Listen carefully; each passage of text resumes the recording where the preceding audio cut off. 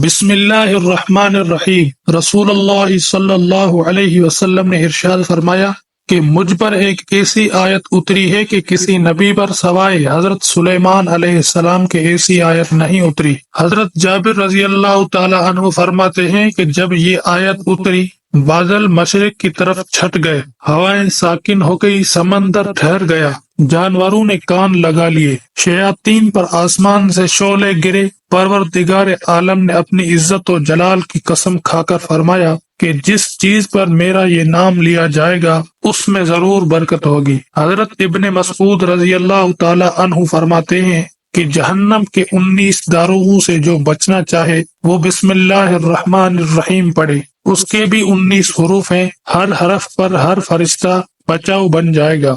اسے ابن عطیہ نے بیان کیا ہے کہ اس کی تائید ایک حدیث سے بھی ہوتی ہے جس میں ہے کہ میں نے تم سے اوپر فرشتوں کو دیکھا، وہ جلدی کر رہے تھے۔ یہ حضور نے اس وقت فرمایا تھا جب ایک شخص نے ربنا ولک الحمد حمدا کثیرا طیبا مبارکا فیہ پڑھا تھا، اس میں بھی تھی۔ اسی طرح بسم اللہ الرحمن الرحیم بھی 19 حروف ہیں اور وہاں فرشتوں کی تعداد بھی 19 ہے۔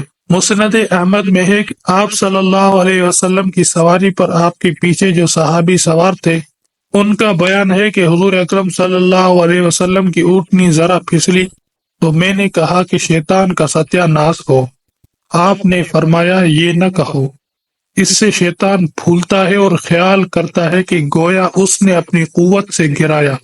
ہاں، بسم اللہ کہنے سے وہ کبھی کی طرح ذلیل و پست ہو جاتا ہے۔ ایک حدیث میں ہے کہ جس کام کو بسم اللہ الرحمن الرحیم سے شروع نہ کیا جائے اس میں برکت نہیں ہوتی۔